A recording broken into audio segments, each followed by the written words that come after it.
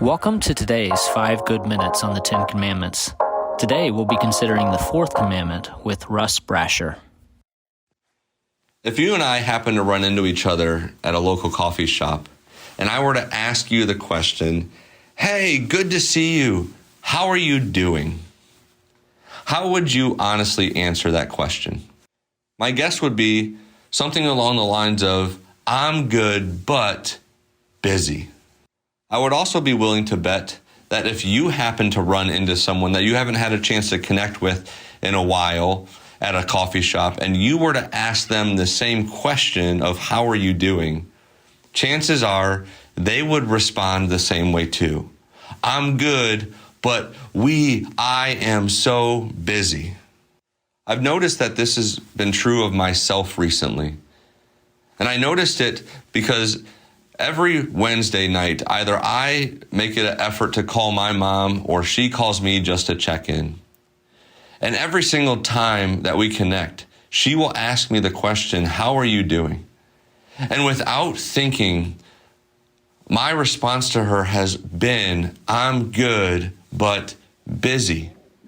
And I typically go on to start describing all the ways in which I truly am so busy right now.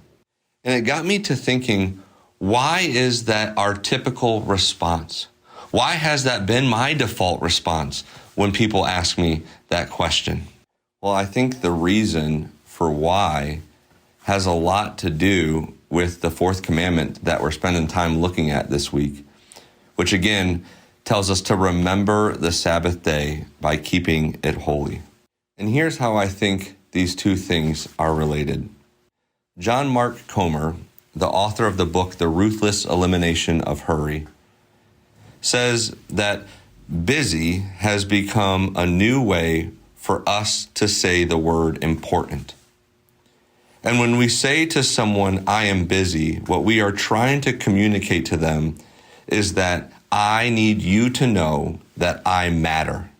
He also says that culture has now shifted and tells us that if you are not in fact busy, you don't bring or have any actual value. And that's when it hit me.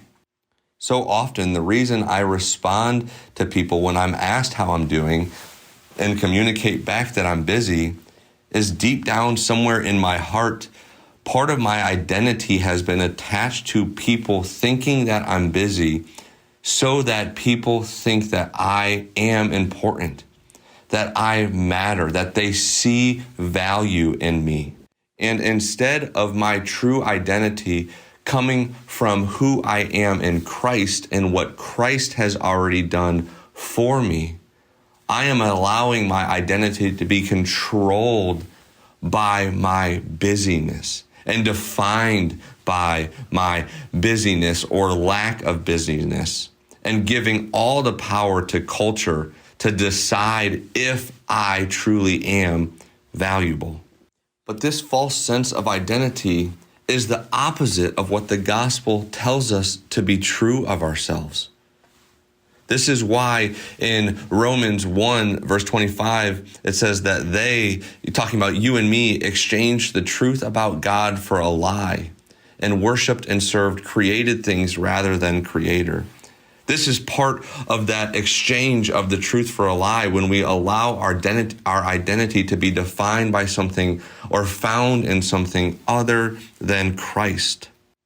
Ephesians 2, verses 8 and 9 remind us that it says, "For it is by grace that you and I have been saved through faith, and this is not from yourselves. It is the gift of God, not by works, not by busyness, so that no one can boast."